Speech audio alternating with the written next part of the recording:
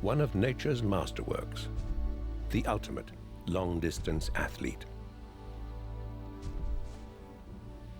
At full speed, it uses less energy than any animal its size.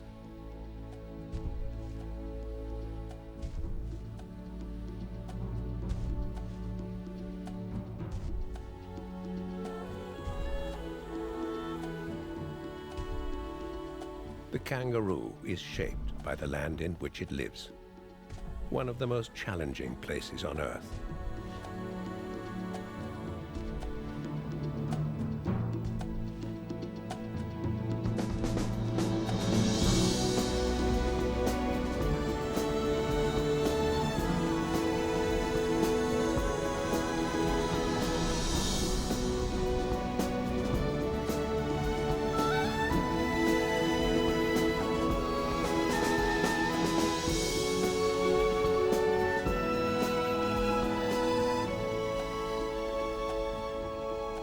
Australia is a vast, ancient, weathered land, isolated from all others for 40 million years.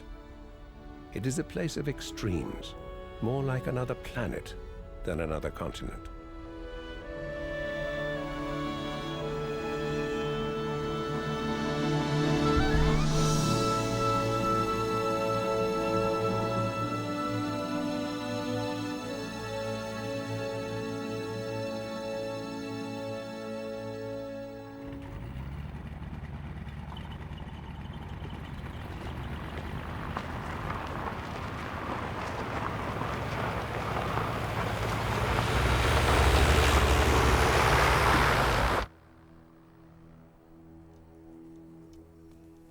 Traveling over Australia's 3 million square miles is like crossing an ocean of dry land.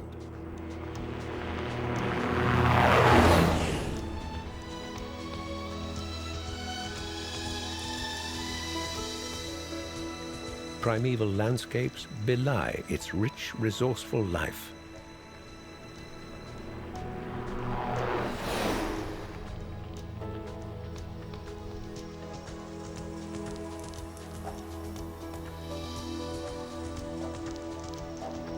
Australia is almost equal in size to the continental United States.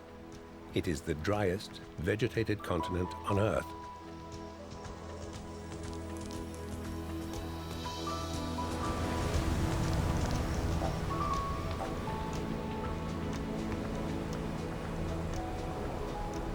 Surrounded by 3 oceans, it is the world's largest island. It shares no border with any other country.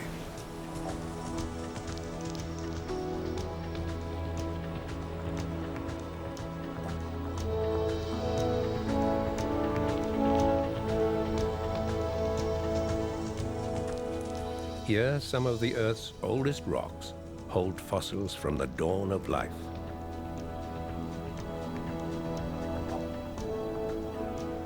In its heartland are mountain ranges that once rivaled Everest, built up and worn down over time.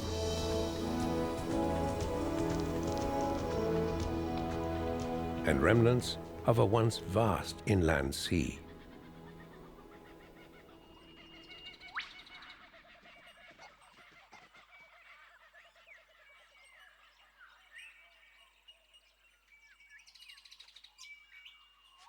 Most of Australia's native animals are unique.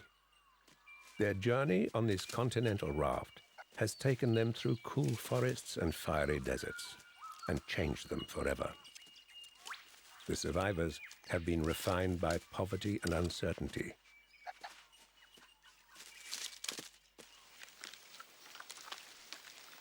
Some have climbed up out of adversity.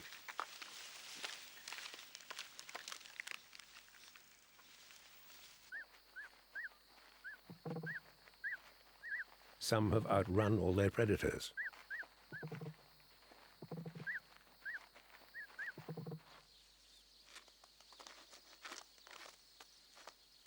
Most have adapted to hard, fickle conditions.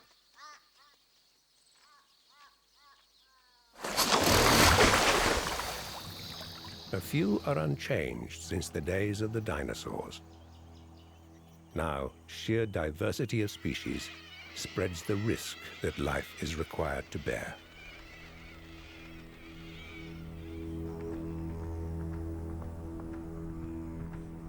The story starts millions of years ago, when Gondwana, the great supercontinent, began to break apart. Africa, South America, and India were formed, but Australia and Antarctica were still joined as one last giant land, forested and lush.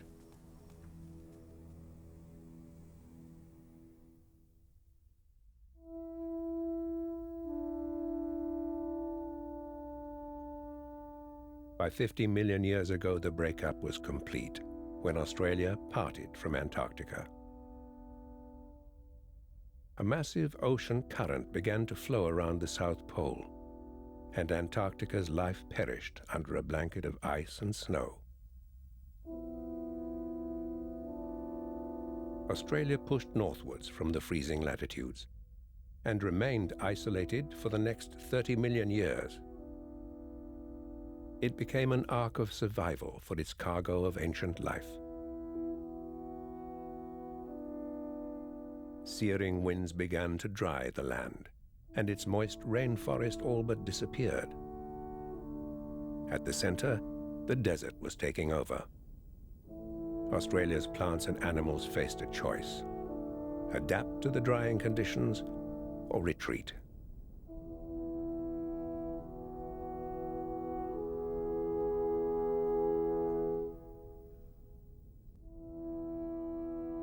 Now, the symbol of Australia's red heart is Uluru, the Earth's largest exposed rock.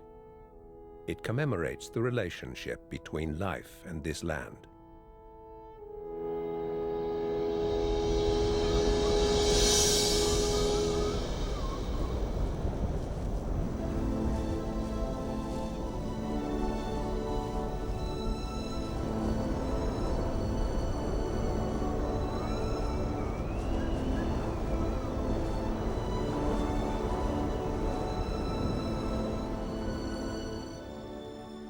Today, Australia is the Earth's flattest continent.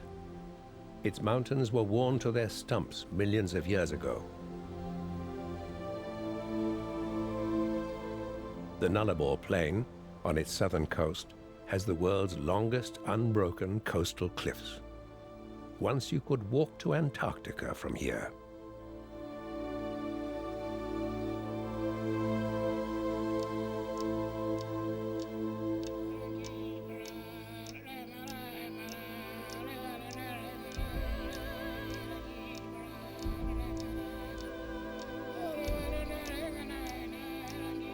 If the dry outback is a land ocean, these parallel sand dunes are its waves. Stretching beyond the horizons, they cover nearly half the continent.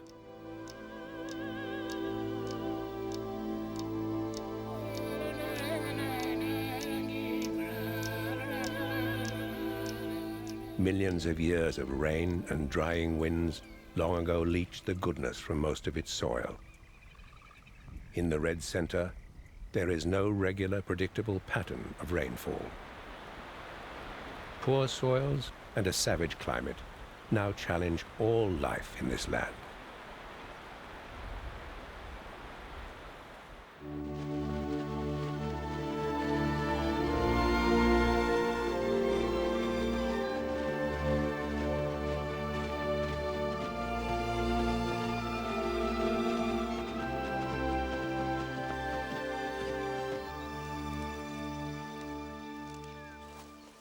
Nature responded to the changing conditions.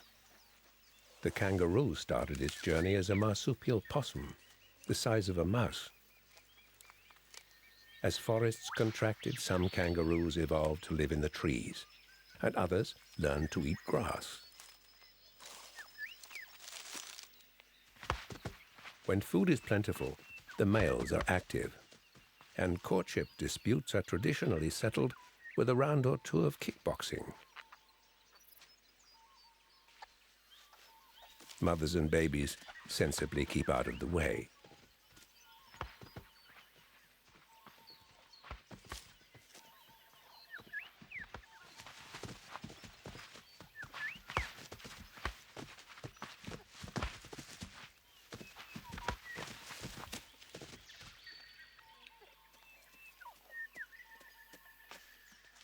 On most continents, animals breed in response to the seasons. In Australia, it is the availability of food that prompts the kangaroo to reproduce.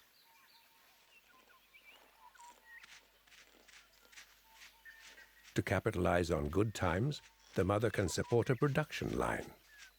One joey in the pouch, one at foot, and another in the womb as an embryo. She can even supply her babies with 2 different formulas of milk at the same time, one for each generation of young.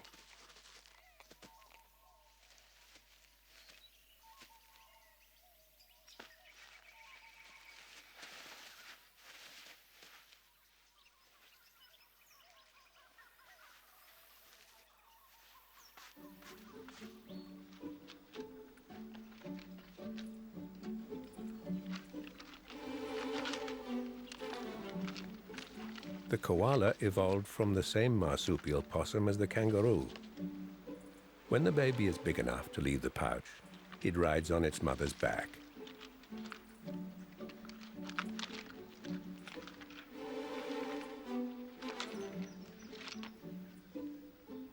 Like the kangaroo, the koala evolved in the moist rainforest.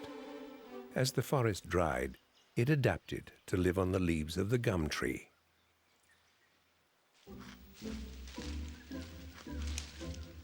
Now it drinks little water, and its digestive system can extract moisture and nutrients from leaves that would be toxic to most other mammals. Koalas use as little energy as possible, resting about 19 hours a day.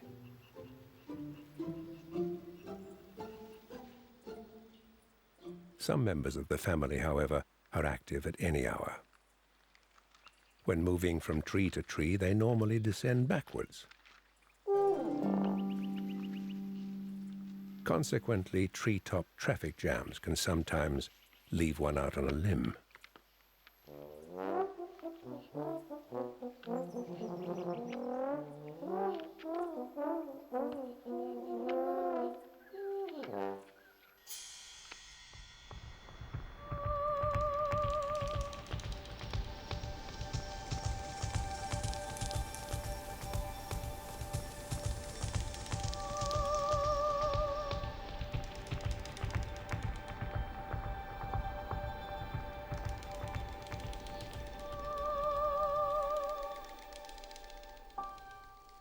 For years on end, much of the Australian inland receives little or no rain. 2/3 is classified arid, and 1/2 is desert. The outback, as it is called, covers most of the continent.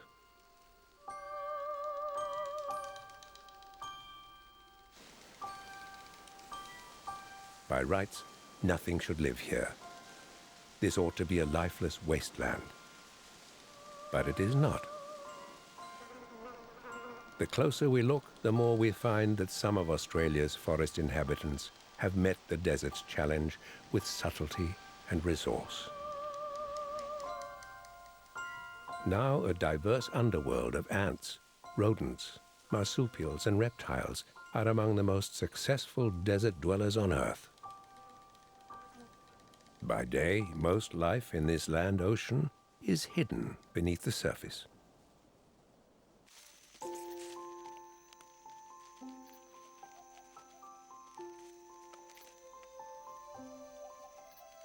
Many of the desert animals come out to feed in the cool of night. These tiny hopping mice survive because they rarely need to drink. Most of the water they require is contained in the seeds they eat.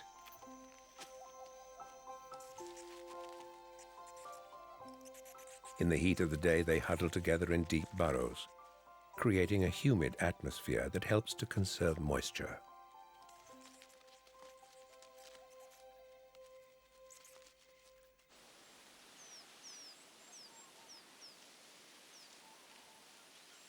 In this arid region, hardy mulga trees provide food for one of Australia's 4,000 species of ants.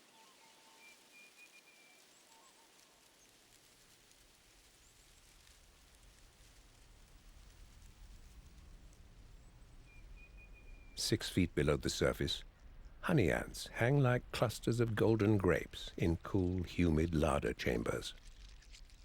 These specialized ants are living honeypots.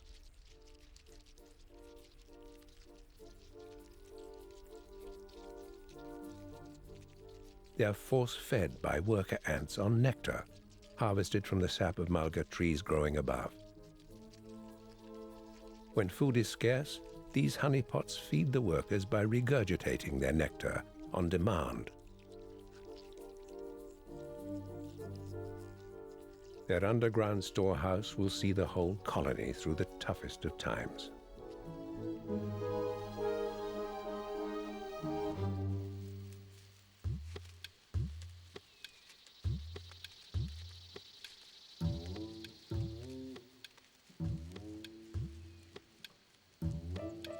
Arid Australia is the land of the lizards.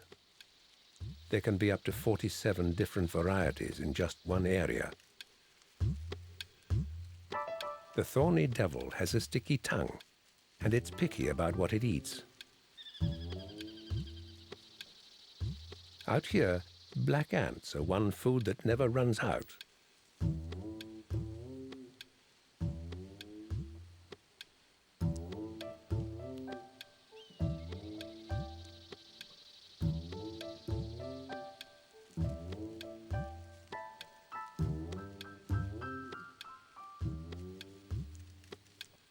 The devil is perfectly adapted to the desert.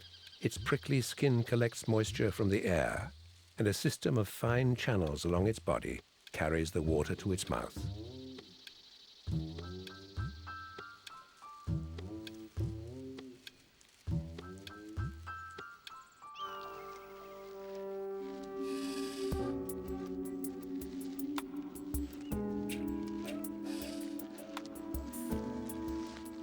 The biggest and most fearsome of the desert lizards is the parenti, which is both scavenger and predator. This lizard can exceed 6 feet in length and outrun a human. It hunts anything, including the most aggressive and deadly of Australia's many snakes, the king brown.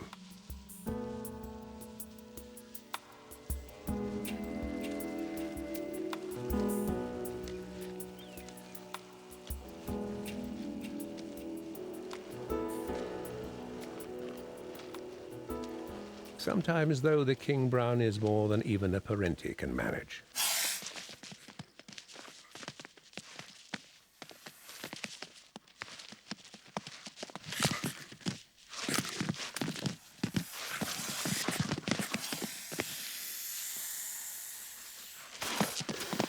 The venom from this snake's bite will kill a human in minutes. Luckily for the parenti, it is immune.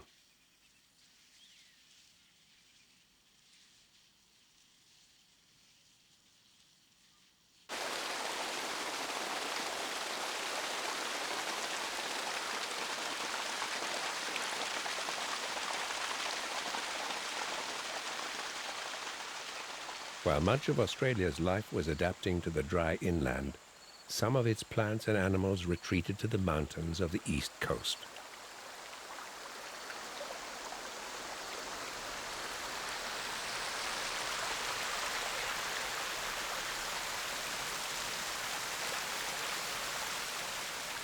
Here, moist valleys and cool peaks provide a haven for Australia's living links with the past.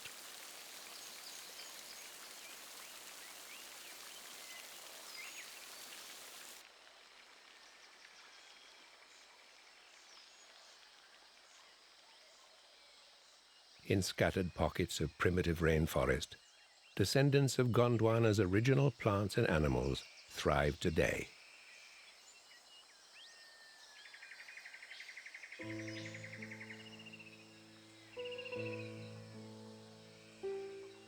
These Antarctic beech trees began growing between 3,000 and 5,000 years ago, but their roots are in the ancient supercontinent.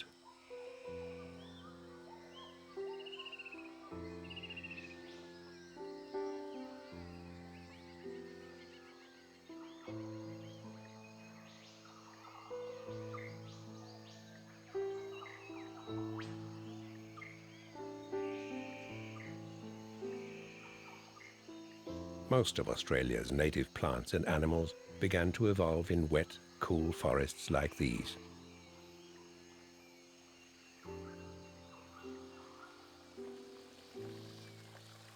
One of the most remarkable living links with that ancient world is found in the creeks and freshwater rivers of the East Coast.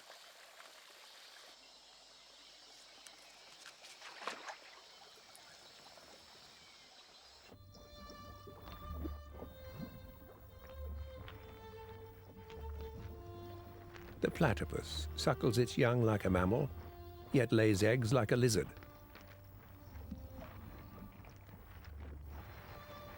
It hunts underwater with its eyes shut, using electric sensors in its bill. The first Europeans to see it were dumbfounded. To them it was a living contradiction, if not a practical joke. The platypus, though, has survived for 120 million years. Today it exists nowhere else on Earth.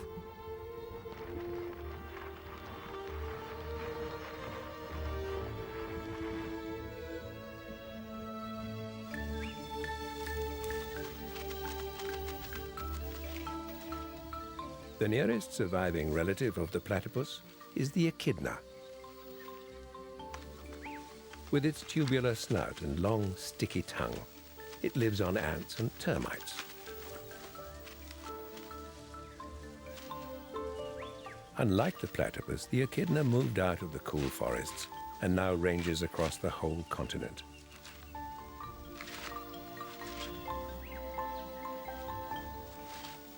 When threatened, it digs in rapidly, presenting an array of sharp spines to its attacker.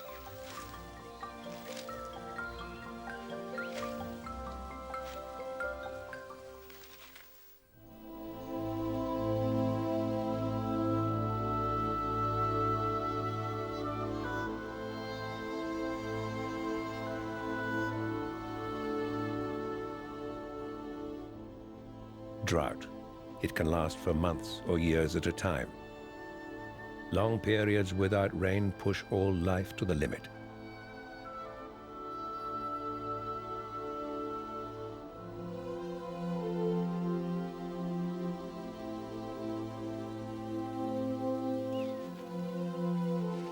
The young and old are first to feel the effects.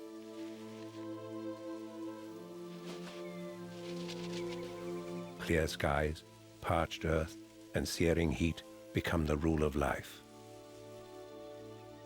Some will perish before the next rains come.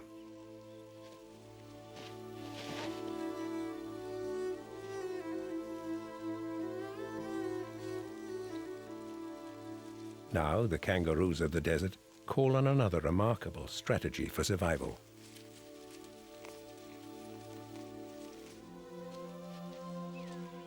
The female can halt the growth of her developing embryo, keeping it in a state of suspension until conditions improve.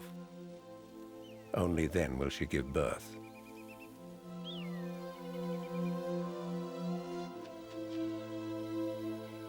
For the joey already born, the future is now uncertain. But the unborn embryo will be ready when good times return.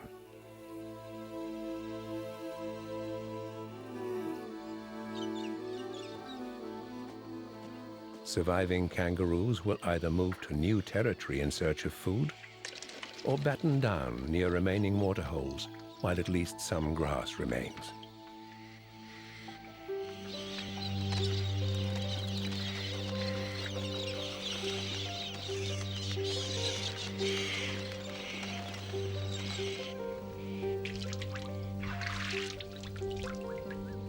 Emu families have a similar hard choice to make. Whatever they decide, it will be a gamble.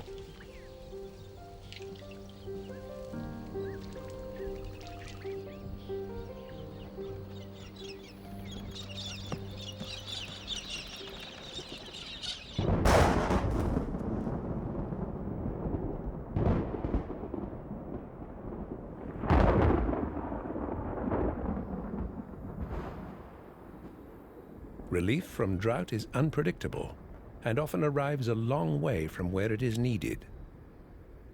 Each year, the tropical wet season brings storms and flooding to Australia's far north. As the monsoon unfurls curtains of rain, a transformation begins.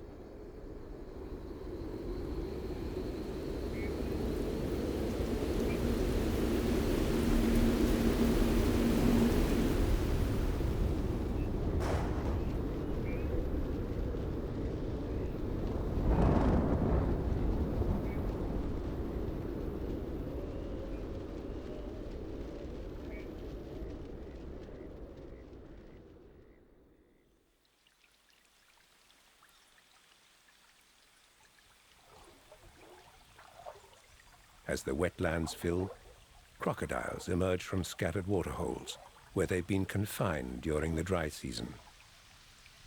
They will build nests above the high water level and lay up to 100 eggs.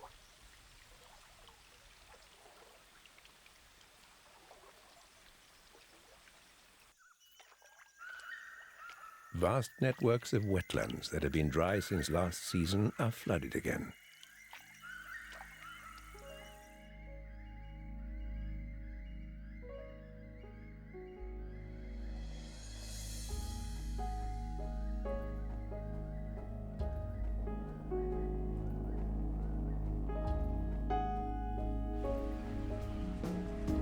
Sometimes this powerful event can also transform Australia's arid centre. In years when rains are heavier and more widespread than usual, the water flows inland to the parched interior.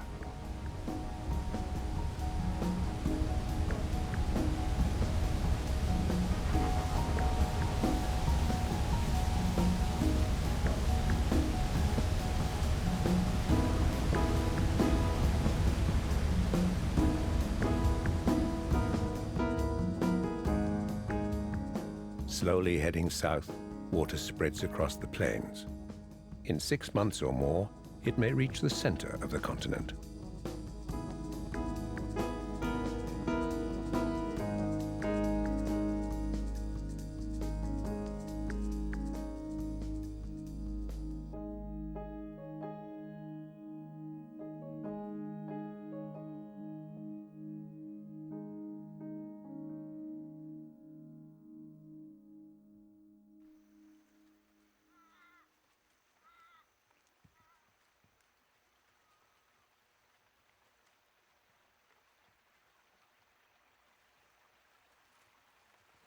Under cloudless skies, the water creeps quietly inland, filling hundreds of dry waterways.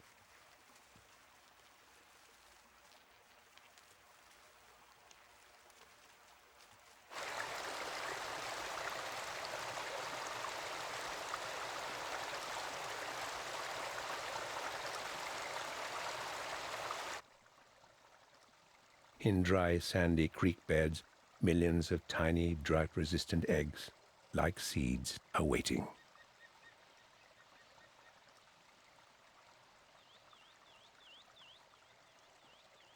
Subterranean life that may have been dormant for years begins to stir.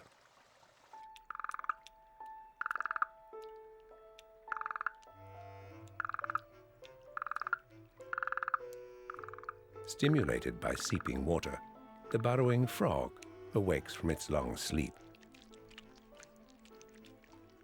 Carefully, it parts the membrane that has kept it moist through the drought.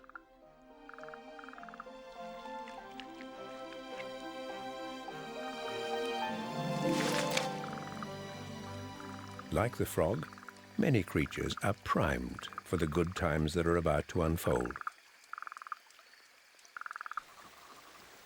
Alerted by an ancient program in their minds, egrets arrive and take up feeding positions.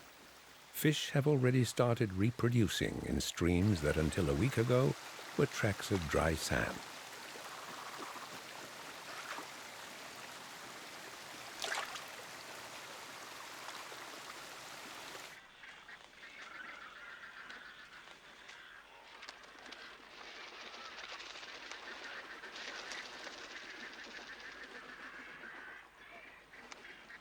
Thousands of water birds join in a frenzy of feeding and breeding that may happen only once or twice in a decade.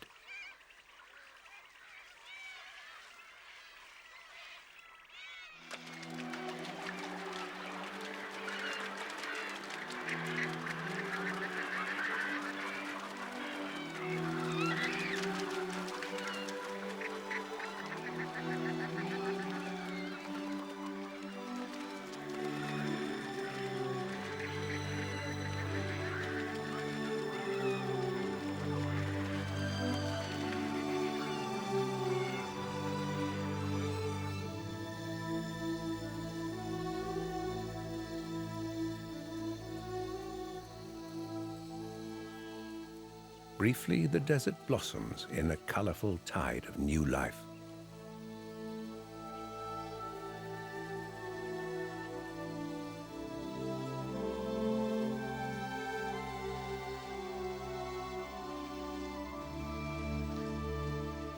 One of the few large predators in this land also participates in the bonanza. Australia's wild dog, the dingo, arrived from nearby Asia about 4,000 years ago.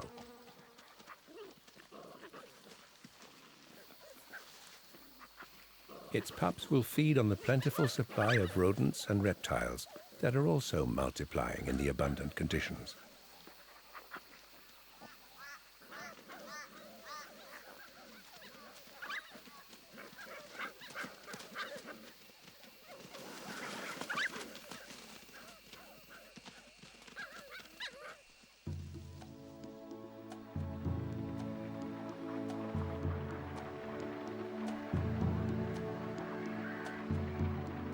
Tens of thousands of pelicans are drawn by the irresistible call of inland water.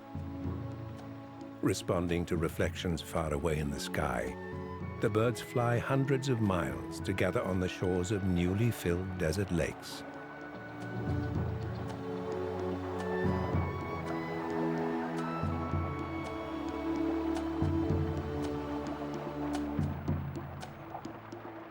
With more than 500,000 nesting birds, colonies of this size are a rare event.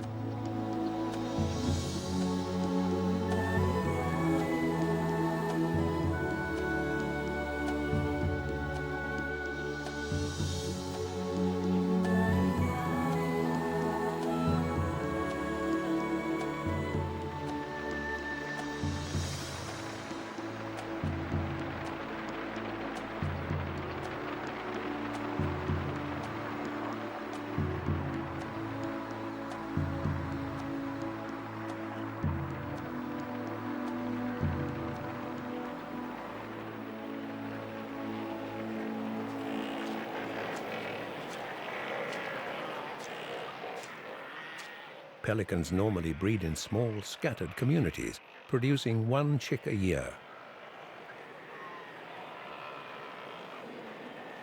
Here, they'll produce 5 or more in quick succession, and go on doing so as long as the food supply lasts.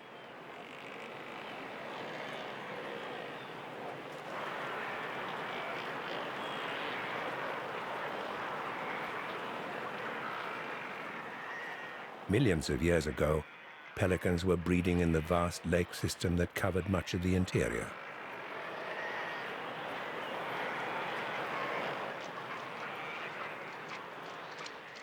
Ancestral knowledge seems to draw them back to their primeval home range.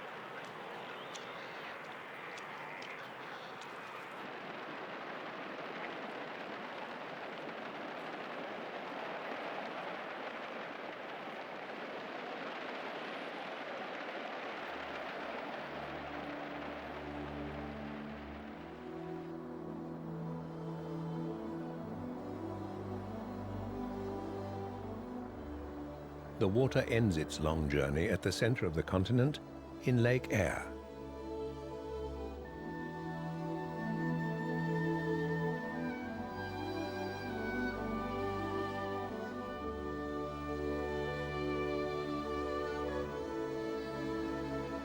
Nearly 1 million square miles of the continent drains into the world's largest dry salt lake. it fills completely only about twice a century.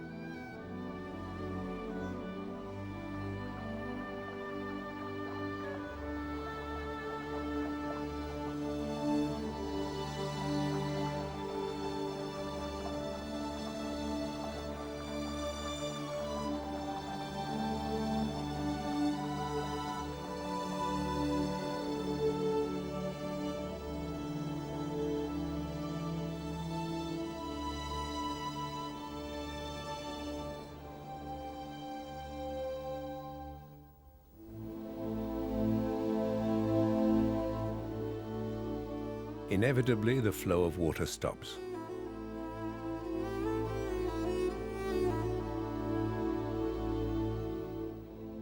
The earth and blasting sun suck away at the stagnant pools where life, newly born there, is on borrowed time.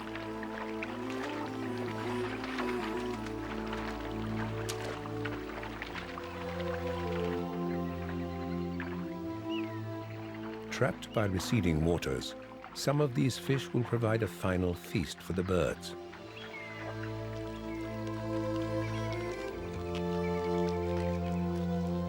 Millions more will return to the mud of the riverbed, enriching it for the next generation.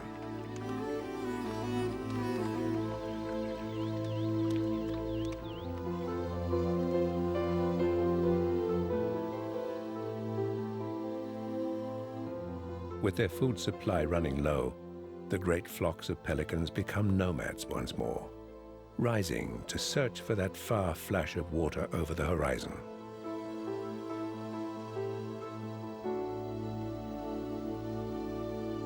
Those who have left their run too late go back into the earth.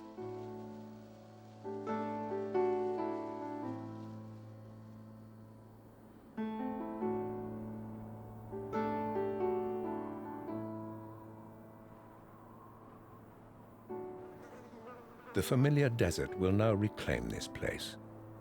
Suns will scorch it. Winds will dry it out.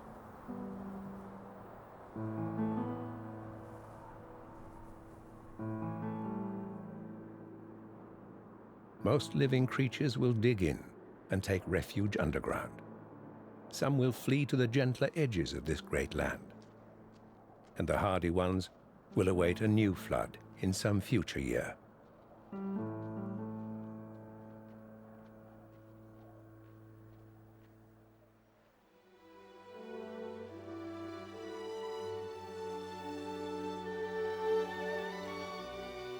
In Australia, life has struck an unlikely deal with an uncertain climate.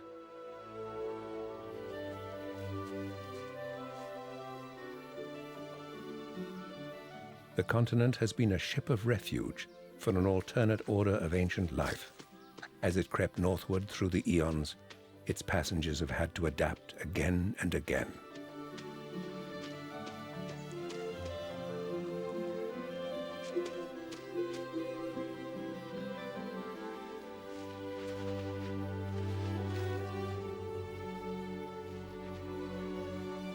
In this land beyond time, life has learned to ride out the hard times and flourish in the good times. Far more than merely surviving, life has triumphed in Australia.